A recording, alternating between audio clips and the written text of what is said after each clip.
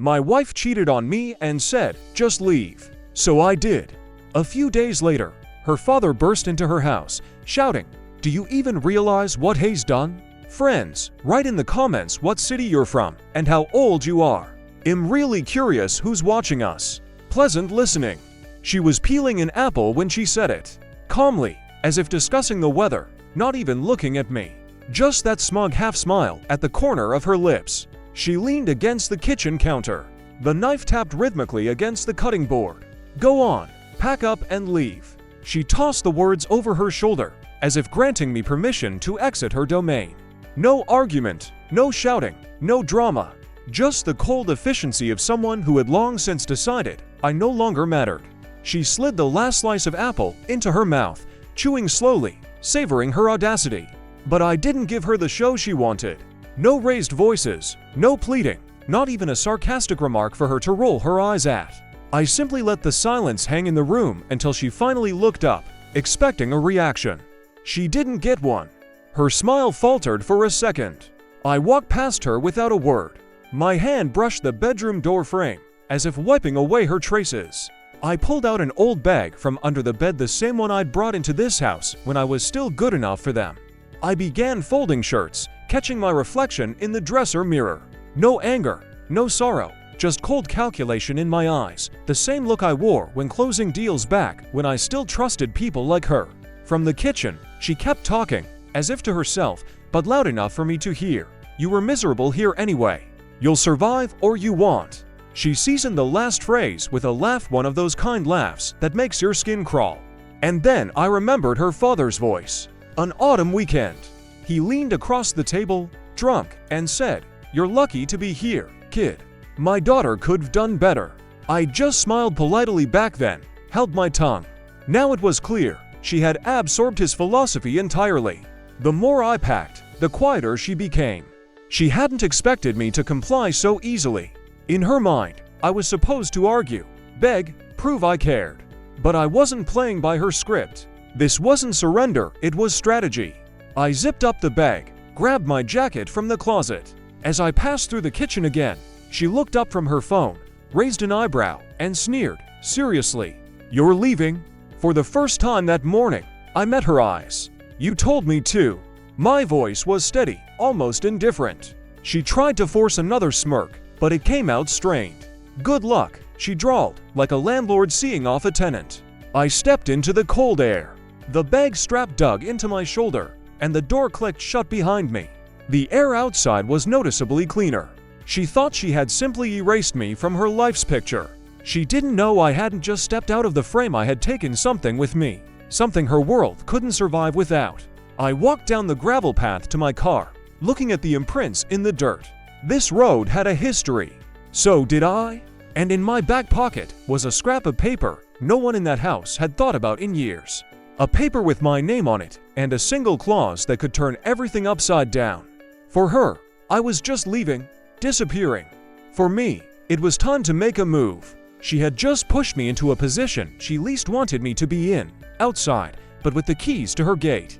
The apartment was almost empty. A bed, a table, another table. But in the corner stood a steel filing cabinet, older than the house itself. It bought it at a sale 10 years ago. Stubborn drawers and heavy weight, perfect for storing documents you only pull out when the world is about to flip. That night, under the harsh light of a desk lamp casting sharp shadows on the peeling wall, I opened the bottom drawer. The scrape of metal filled the silence. First came the smell of old paper and dust, stale from decades of disuse. Inside were rolled-up maps, copies of contracts with faded stamps, and a stack of papers held together by rusted clips. I had kept it all, knowing someday it might come in handy. Not for me, just against someone. I unrolled the largest map, weighing down the corners with a mug and a pocket knife. A survey of her family's ancestral land. Every bend of the fence, the bed of the stream, and most importantly, that long gravel driveway leading through my old plot to their land. Most would see just a road. I saw an artery feeding their entire operation. My fingers found the right document, a right-of-way agreement, folded twice, yellowed. The signatures were still clear. At the top, Viktor Petrovich's bold scrawl, her father. Below, my name. The seal of the district administration. dated 10 years ago. Back then, they urgently needed to repair the road but had no money for contractors. I had invested every kopeck, but with one very clear condition: the right of passage was mine. Not shared, not temporary, not leased mine. Over the years, they had grown complacent. Viktor Petrovich had strut around fairs, boasting that no one would dare touch their land. 3 generations, he'd say. He forgot that every bubble has a valve, and I held it in my hands. I leaned back in my chair. The paper in my hands felt like a weapon, not a knife, but a gun loaded to the brim. All these years, it had just been lying there, waiting for someone to pull the trigger. And today, without even realizing it, she had done just that. The offense was there, of course, but the calculation was stronger. She thought I was leaving her. She didn't know part of her world still belonged to me, and it was the part they couldn't live without. I ran my finger along the thick line of the road on the map. On paper, it was just a thin strip between 2 plots. In reality, it was the lifeblood for every tractor, every delivery, every harvest. And now, that lifeblood would become a noose. The agreement had no expiration date, no loopholes. I had made sure of that back then, not out of distrust, but because I knew gratitude was temporary. Promises fade, paper doesn't. Paper remembers. I carefully folded the document, placed it in a leather folder, and locked the cabinet. The click of the lock sounded almost ceremonial. This wasn't revenge. It was control. She thought I had lost, but I had just set up the pieces on the board. And I knew exactly who to call in the morning to turn the paper into a problem her family couldn't solve. Egger's card had been in my notebook all this time. We hadn't spoken in 7 years. The last time was at a mutual friend's wedding. In university, he was the type who could smell profit like a shark smells blood. I went into regular work. He took risks in real estate and won. He was known as the man building half the district and doing it well. He had the money and the connections.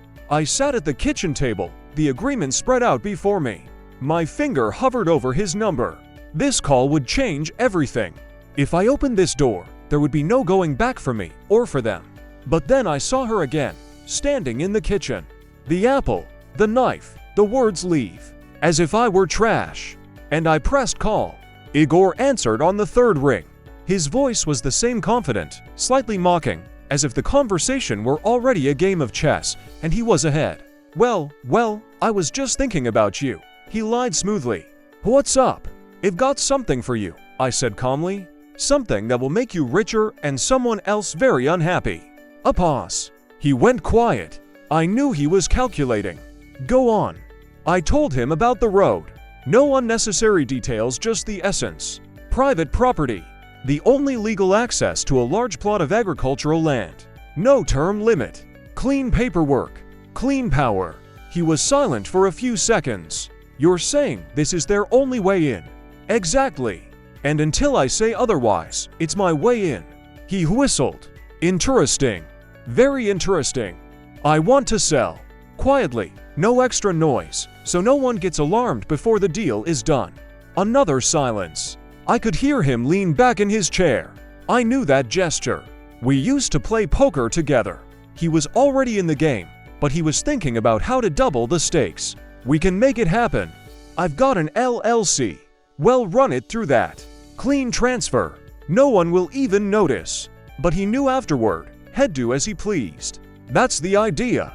He laughed, not kindly, but exactly as I wanted. Then let's get the papers moving. Fast, before anyone catches on. When I hung up, I felt neither guilt nor anger. Just readiness. This wasn't a counterattack. It was construction. Heavy, solid. If it fell, it would crush everything beneath it without a single touch from me. The notary sat in a shabby office between a dry cleaner and a bakery with barred windows. Half-closed blinds, a faded open sign.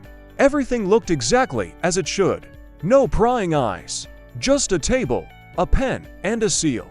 Igor was already inside, sprawled in his chair with the predatory ease of a man about to get something valuable for almost nothing.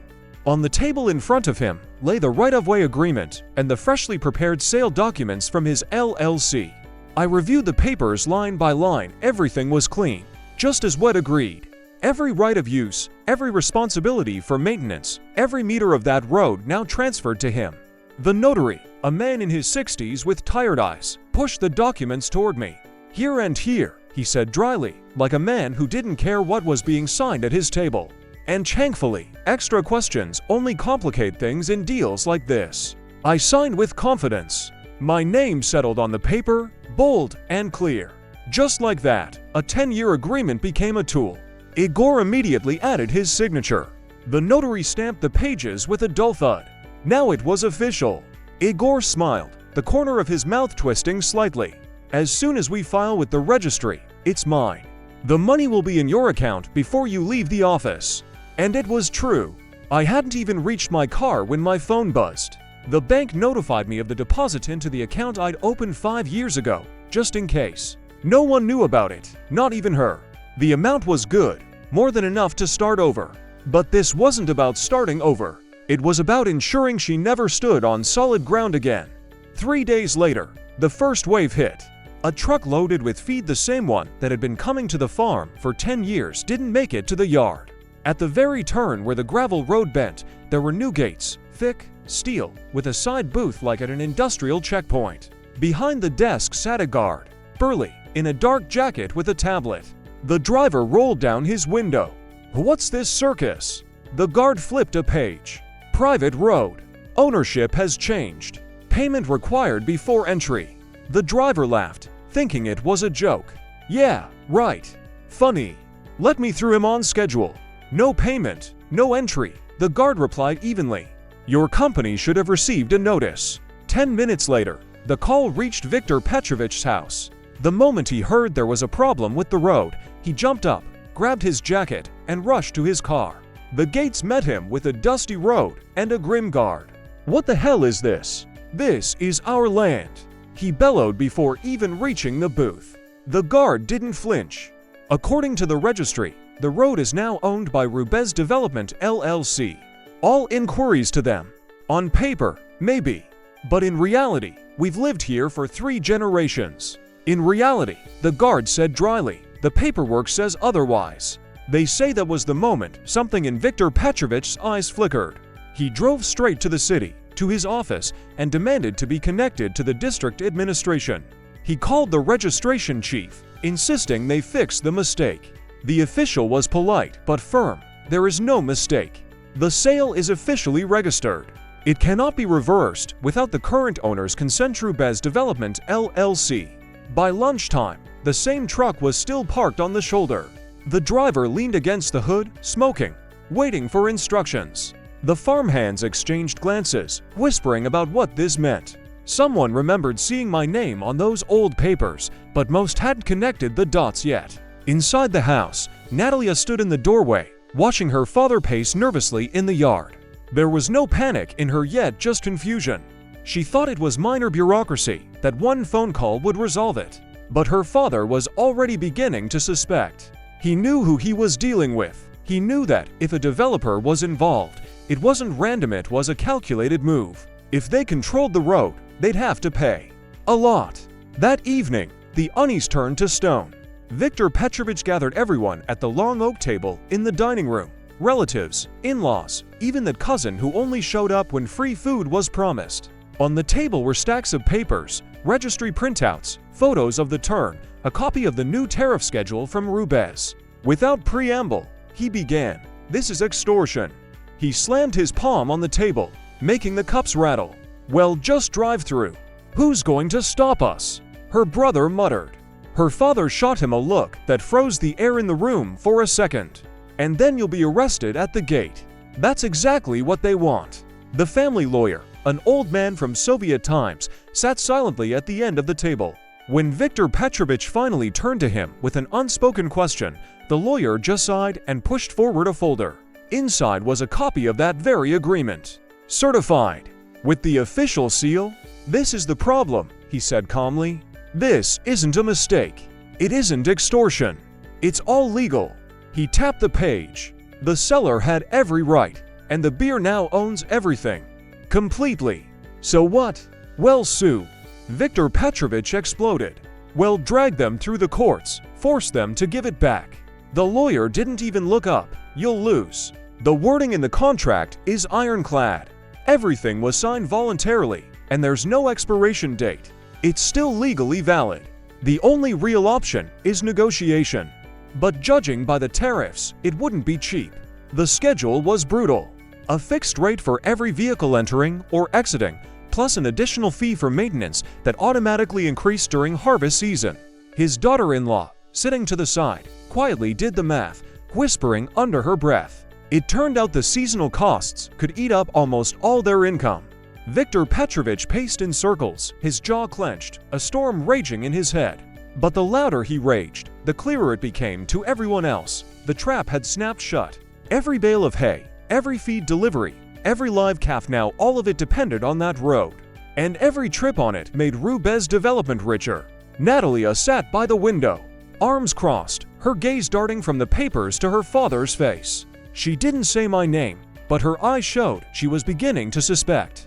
And that was good. When a person starts to doubt, the seed is already planted. The meeting dragged on. Everyone argued, searched for options, but by the end, it was clear: pay or lose the farm. No one wanted that, but no one saw another way. This was the first time Viktor Petrovich had been cornered with no move left, and I hadn't even entered the room yet. Almost at midnight, there was a knock. Not polite, not hesitant, sharp, insistent, brief. I already knew who it was before I reached the door. She stood in the dimly lit hallway under the yellow glow of the lamp. Her hair was hastily tied back, a coat thrown over her pajamas.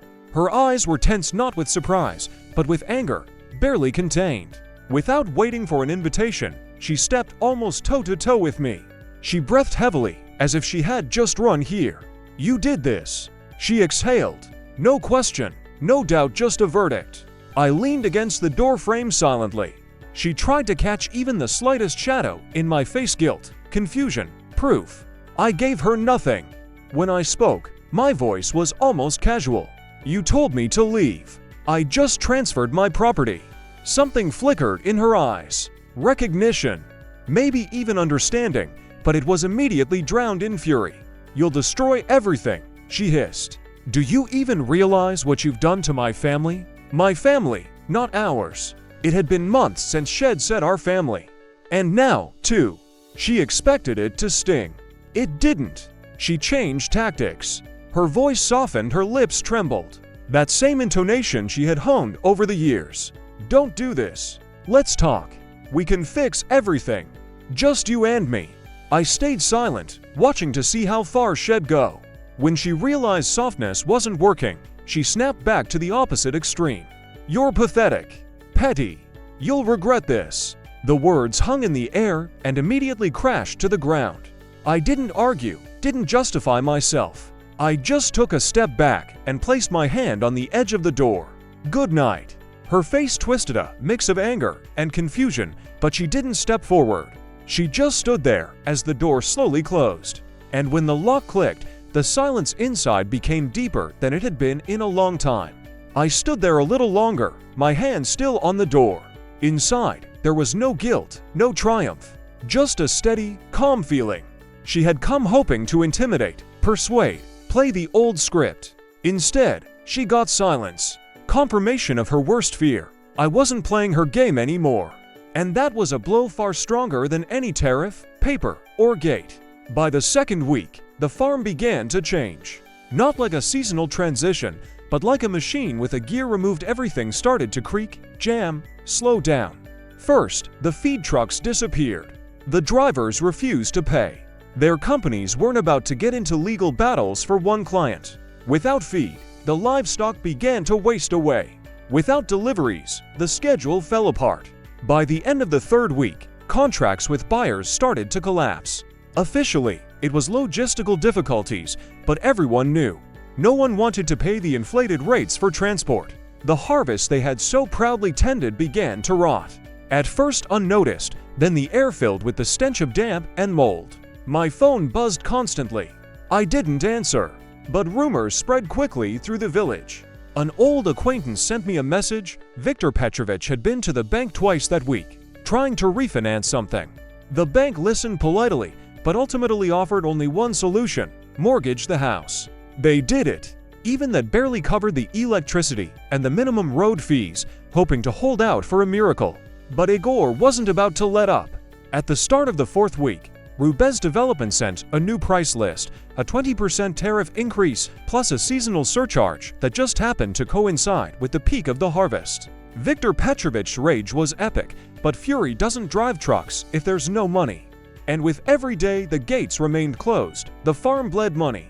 And bleeding out is death. Not quick, not dramatic slow, shameful, especially for those who had always believed in their invincibility. I drove by once. Not too close to be noticed, but close enough to see. The machinery stood idle, the beds half-loaded, the crates never shipped. And I didn't feel sweet triumph, no. The feeling was cold, calm like the satisfaction of solving a problem correctly. I wasn't forcing myself on those who didn't want me. I had simply stopped holding them up. And now they remembered what had been holding them up all along. I recalled that day, 10 years ago, when we signed that easement. Spring rains had washed out the road, turning it into more of a crater than a passage. You could only get through on a tank. The farm was suffocating. Trucks couldn't make it. Feed didn't arrive on time. Shipments were delayed, losses mounted. Viktor Petrovich called the administration every day, shouting, begging for help. They just shrug, no budget. And I was young then, with money from a successful contract, still believing that marriage was a partnership, that family was one. When I offered to pay for the road repairs, it wasn't out of pity. I understood it was an investment, and even then, I set my terms. I remember sitting at the kitchen table, drinking coffee, and saying, "I'll pay for everything." But with one condition, the right of passage had to be fully registered in my name. Viktor Petrovich laughed, slamming the table. "If you're paying, you can register the whole damn road in your name." And we signed it that same day. I remember how he signed with such force, as if he wanted the official at the administration to feel his gratitude. His wife even baked a pie in honor of the savior. Back then, for them, it was salvation. For me, it was insurance. The repairs took a couple of weeks. They laid down a thick layer of gravel, installed proper drainage. After that, even a truck could pass smoothly. The farm came back to life. Everything started moving again, and with it, their pride. Over the years, their version of events changed. My involvement became a family initiative, then a deal with a friend, and eventually disappeared from their memory entirely. Now they said the road was theirs by birthright, just like the whole farm. Viktor Petrovich especially loved to brag at fairs, a glass of moonshine in hand. "No one dares mess with us. We've been here for 3 generations. Outsiders have no business here." I stood beside him, listened, drank silently, never correcting him, never reminding him that the only road to their land was registered to me and only me. I let them forget, because forgetfulness is dangerous for the forgetful and profitable for those who remember. And now, sitting in my apartment, looking at that same agreement, I understood they had forgotten everything. And most importantly, they had forgotten what their confidence in invulnerability was built on. All their logistics, purchases, product shipments, beer visits, everything hinged on that strip of gravel. It wasn't just a road, it was their oxygen. And now the valve was in someone else's hands. A decade ago, I thought the agreement might come in handy for some neighborly dispute or a deal. I never imagined it would lead to the complete collapse of their farm, but I didn't rule it out either. And I certainly never thought I'd hear her say, "Leave," with that look on her face, as if I were a dog on the porch. And all this time, their peace had been my gift. I simply took it back. Not with shouting, not with threats, with a document, a signature, and silence. I called Igor. He was already preparing to act. I stepped into the shadows. Now it was all on him. I was above suspicion. If anyone started looking for someone to blame, they'd run into the LLC, the lawyer, the registry, the papers. Not me. Thursday arrived. The kind of day when even the wind dozes off. No hustle, no special events. I sat in a small cafe in the center, at a wooden table scarred by time and the constant hiss of the coffee machine. I was finishing my second cup when my phone buzzed. The message was from a friend who still lived near the farm. "Your ex's dad just stormed into her house shouting. They say the walls were shaking." I smiled slightly. What set him off? While he typed his reply, another message came in. You could hear him yelling from the porch. "Do you know what he just did?" They say his face was purple, like a man who'd just been told his crown was made of cardboard. I leaned back in my chair, imagining the scene, Viktor Petrovich, the same man who for years had declared that I shouldn't be allowed anywhere near their land, now standing in his daughter's house, raging like a madman because he finally understood he had been living in an illusion. Outside the cafe, cars crawled lazily down the street. People walked by, unaware that a few kilometers away, an entire dynasty was crumbling. The harvest was ruined. The bank was breathing down their necks. The new price list from Rubez made even small deliveries pointless, and the road their former pride had become a noose. And through it all, I was out of the game. Untouchable, clean, not sued, not shouting, not threatening. I had simply transferred a piece of paper from one hand to another. I opened my banking app. The balance flashed before my eyes. The money from the sale was still there, untouched. A reminder, everything had been done quietly, legally, without a single raised hand, without war. Just a signature and a seal. The waitress, Boris, silently refilled my coffee. I caught a glimpse of my reflection in the cup, calm, composed. No excitement, no euphoria, just the quiet certainty that everything was under control. And somewhere out there, in her house, she was trying to explain to her father that she didn't know, didn't think I would go this far. And he was just growling, knowing it was already too late. The land was still theirs, yes, but the lifeline was no longer theirs. And all of this without me setting foot on their property. A week passed. No miracles happened. And in stories like this, there's no thunder, no explosion, just a silent, heavy agony. Truck after truck turned away from the gates, unwilling to pay. The livestock grew thinner. The harvest rotted in storage. One by one, contracts fell through. Buyers left. Logistics managers removed the address from their roots. Money melted away like snow under a street lamp, while the bills, especially from Rubez, kept growing. There was no sympathy in them, no hint of mercy, just tariffs and deadlines. And then came the moment. Viktor Petrovich, the man who had once laughed at the table, he signed that paper, now sat with the same agreement in front of him. But there was no laughter this time. For the first time in decades, he was silent. I heard this from a lawyer I knew. They had tried to overturn the sale in court. No chance. All the papers had been drawn up flawlessly. They hired a consultant from Moscow. He left the next day without even taking an advance. "It's already done," he said simply. And the farm was falling apart at the seams. Workers' wages were delayed, they began to leave. Only the oldest remained, those who worked out of habit, not for money. In the 5th week, Rubez sent the final notice. At the beginning of the next month, all tariffs would double. No exceptions. Rumors spread fast, and with them, emptiness. At the fair where Viktor Petrovich used to stride proudly, he was absent this time. People whispered. Some understood what had happened, others simply rejoiced. And I sat at home, calmly, without alcohol, without celebration, just in my chair, without thoughts of victory, without the words "I got my revenge," because that wasn't the point. The point was that when someone tells you you're nobody, when they push you out the door, you don't have to break it down. Sometimes it's enough to take with you the document they themselves gave you and wait. And now they were left with the land, the house, the machinery, but without the road, without air. And I was left without them, without anger, without regret. And in that was my true freedom. If you enjoyed this story, like, subscribe, and share your thoughts in the comments. To listen to the next story. Thank you for watching.